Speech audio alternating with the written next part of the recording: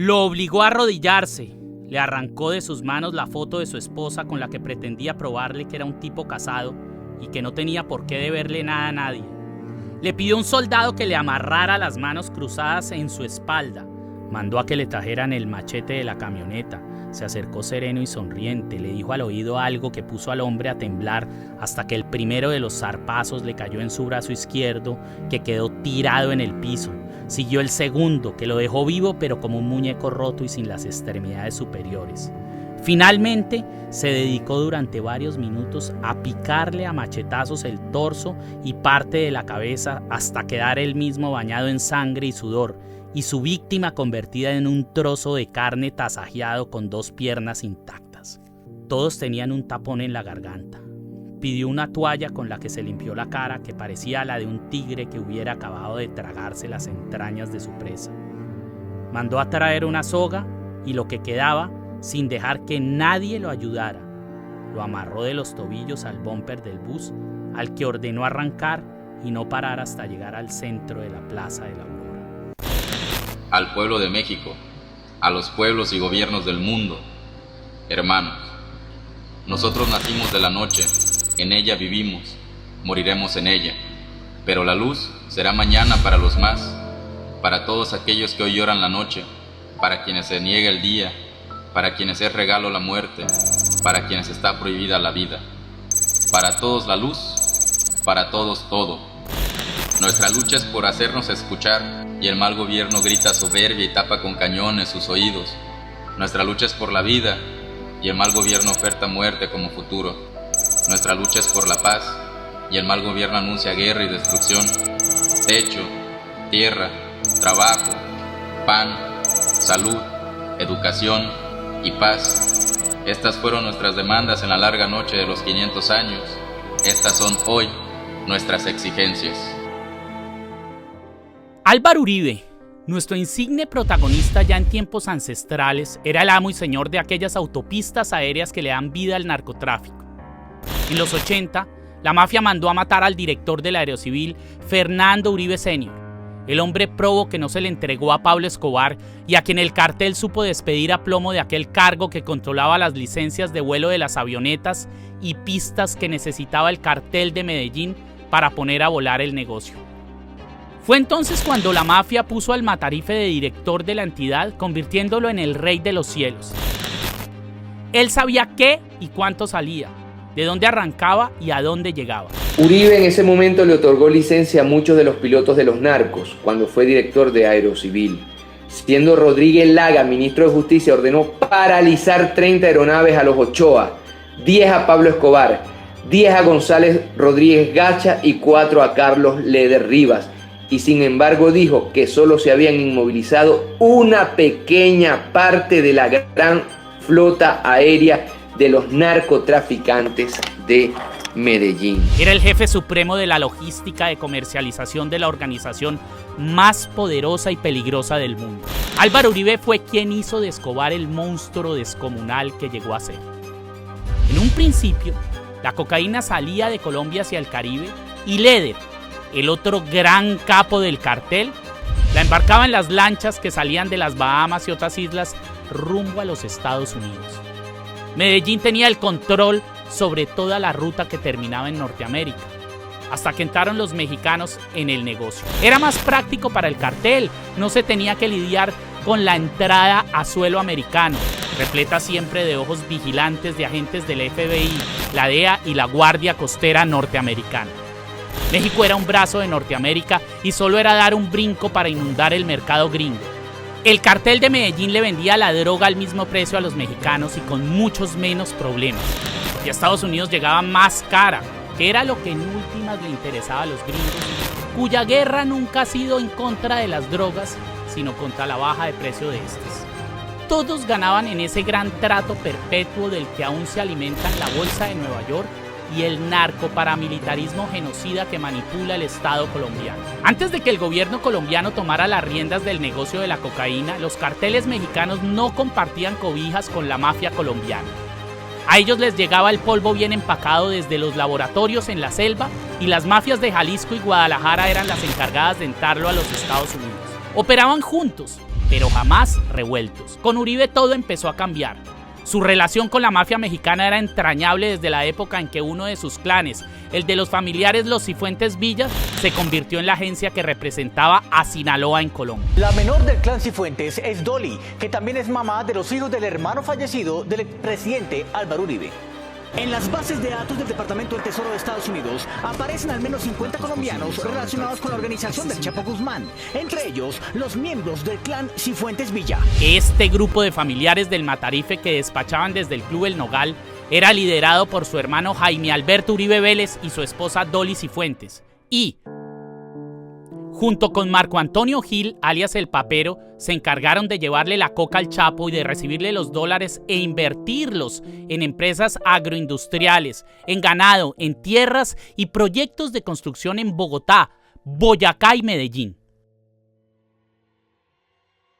Pasó el tiempo y, con el beneplácito del gobierno y en asocio con Álvaro Uribe, quien hasta hace muy poco tenía como piloto de confianza en su avioneta a Samuel David Niño Cataño, un empleado del cartel de Sinaloa que terminó desaparecido en suelo mariachi, los mexicanos abrieron franquicias en nuestro país y empezaron a participar en la cadena de producción desde que se raspachineaba la base de coca en los laboratorios selváticos hasta que la menudeaban en las calles norteamericanas. Hoy en día, gracias a esta alianza macabra con el Matarife, la mafia mexicana es otro más de los monarcas que reinan en el lado más oscuro de la sociedad colombiana. En la penumbra delincuencial, con los Zetas, los carteles de Sinaloa, Jalisco y Guadalajara, estaban asociadas varias bandas colombianas, como el Clan del Golfo, los Urabeños, los Rastojos, y la mítica Oficina de Envigado. La Oficina de Envigado era la oficina de cobro sicarial de Pablo Escobar y el Cartel de Medellín, una entidad al servicio de las actividades criminales que, en los años 80, es decir, desde hace 3 décadas, desarrolló Álvaro Uribe en la Aerocivil cuando puso la entidad al servicio de las avionetas del AMPA organizado. Álvaro Uribe Vélez lleva más de 2 décadas siendo el dueño absoluto de la Oficina de Envigado. Esta afirmación no es desproporcionada ni desfasada, es ajustada y precisa. Los hechos dan fe del dominio que tiene el Matarife sobre esta organización criminal y del incondicional sometimiento de sus miembros a sus deseos, a sus causas y finalidades. Desde las épocas de su lugarteniente Don Berna, hasta que la piñonería del DAS inició con la ola de atroz criminalidad que le trajo sus 2 periodos presidenciales al país, Uribe ha hecho uso de la Oficina de Envigado para realizar atroces magnicidios, como el de José María Valle. El 27 de febrero de 1998, 2 disparos en la cabeza silenciaron para siempre las denuncias de Jesús María Valle Jaramillo. El abogado y defensor de derechos humanos dedicó sus últimos años a revelar los tentáculos del paramilitarismo y la fuerza pública en Antioquia y sus nexos en 2 masacres que cobraron las vidas de 20 personas. Maña Mendoza y Jaime Garzón, que fueron ultimados por la banda La Terraza, el comando élite de esta filial del crimen que hace parte del aparato de la muerte instaurado en el gobierno colombiano que manipula a Uribe desde hace 3 décadas. Álvaro Uribe también ha usado la oficina para solucionar molestos asuntos personales, como el asesinato de Pedro Juan Moreno, su secretario en la gobernación de Antioquia y conocedor de sus más negros pecados, el del comandante paramilitar Vicente Castaño y el del director de fiscalías Fernando Mancilla, a quien el Matarife ajustició sencillamente porque a futuro le podían enredar la vida. Estos crímenes, ejecutados por Álvaro Uribe como si estuviera ordenando su escritorio, no solo dan fe los testimonios juramentados del paramilitar ya condenado Pablo Hernán Sierra y del mismo Don Berna, sino también los folios añejos de los denuncios que obran en la fiscalía en los que se relaciona directamente el nombre del señor Masacre con los directivos de la Oficina de Envigado como Gustavo Pei. Recapitulemos.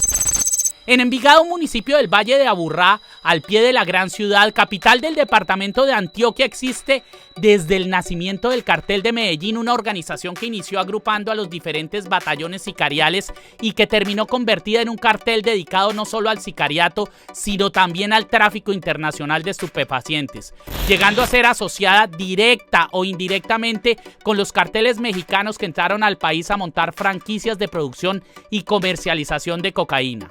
Dicha organización siempre ha operado orgánicamente con el ejército, la fiscalía y los entes estatales de investigación y de inteligencia y en general con las más importantes instituciones públicas departamentales y distritales de Antioquia y Medellín.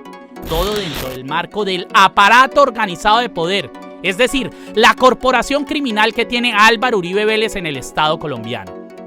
Ya expuesto el poder e importancia jerárquica de la oficina de Envigado en el organigrama criminal que muestra en el centro al Matarife, es importante tener en cuenta que también, desde que la fundó Don Berna y luego a través de los diferentes cabecillas que la han dirigido, esta insigne institución criminal cogobernó la ciudad de Medellín de la mano de algunos de sus alcaldes, desde la alcaldía de Álvaro Uribe, pasando por la de Sergio Fajardo, hasta la de Federico Gutiérrez alias Fico, el hoy candidato presidencial que nos está poniendo el Matarife y que arrastra un container histórico de crímenes que van desde el narcotráfico hasta torturas y desmembramientos, brutales matanzas y asesinatos de ilustres personajes de la vida pública nacional.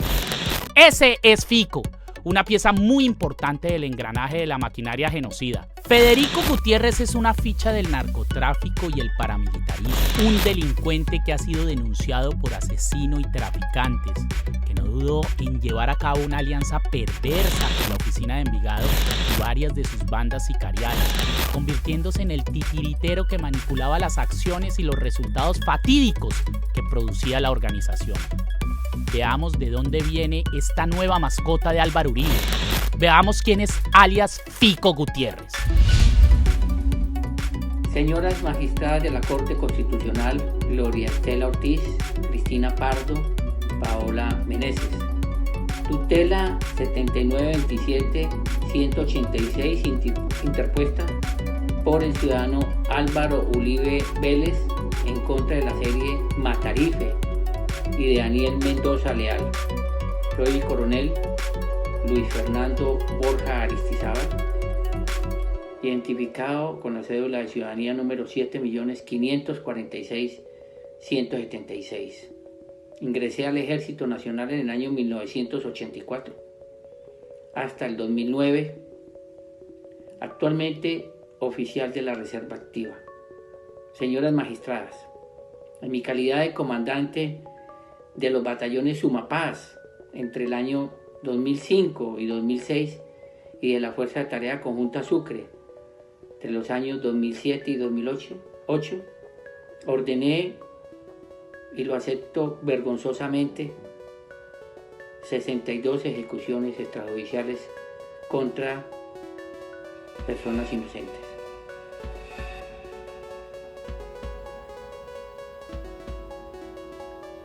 De estos hechos he asumido responsabilidad desde el año 2010 en la Fiscalía General de la Nación y ahora en la JEP.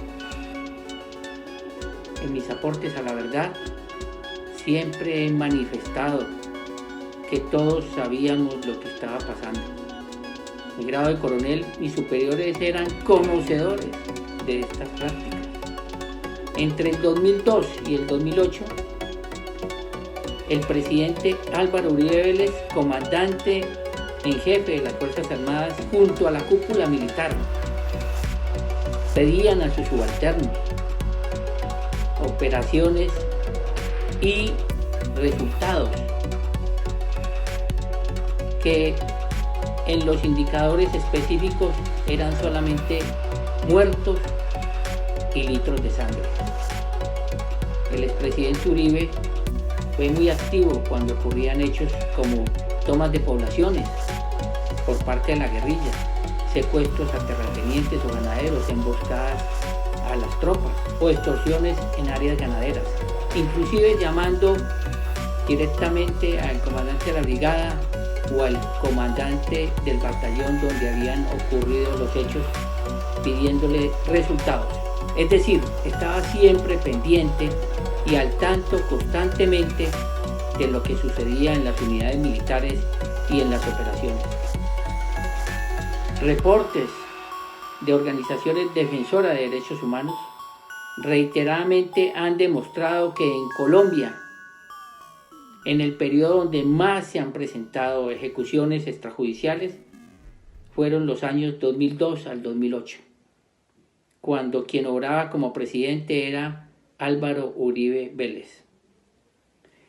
Al interior del ejército, algunos de los incentivos fueron viajes al exterior y al interior y días de permiso. Estos permisos eran pagados del presupuesto gubernamental cuando el presidente de la República era Álvaro Uribe Vélez. Las bajas eran necesarias para que los altos mandos fueran evaluados para ser considerados a curso del grado de general. Entre más muertos reportaba un coronel, más posibilidades había de que lo llamaran a hacer curso para general. Hubo directivas en su momento que el comando del ejército ordenaba y premiaba con medallas de orden público a los miembros que más presentaran muertos. Los muertos eran los únicos resultados válidos. En estos años en los que he avanzado jurídicamente y con las víctimas en mi reconocimiento de responsabilidad, no me cabe duda que las ejecuciones extrajudiciales fueron una práctica continua, legitimada desde el comando general hasta el último soldado. El comandante en jefe de las Fuerzas Armadas, reitero, para la época era el presidente Álvaro Uribe Vélez. Finalmente, quisiera mencionar que la serie Matarife ha asumido un compromiso de contribuir a la verdad para las víctimas y para la sociedad en general. Ha contribuido para que varios oficiales, suboficiales y soldados, como responsables de estos horribles hechos, sigamos diciendo la verdad. El censurarla constituiría un retroceso histórico. Cordialmente, Luis Fernando Borja Aristizábal.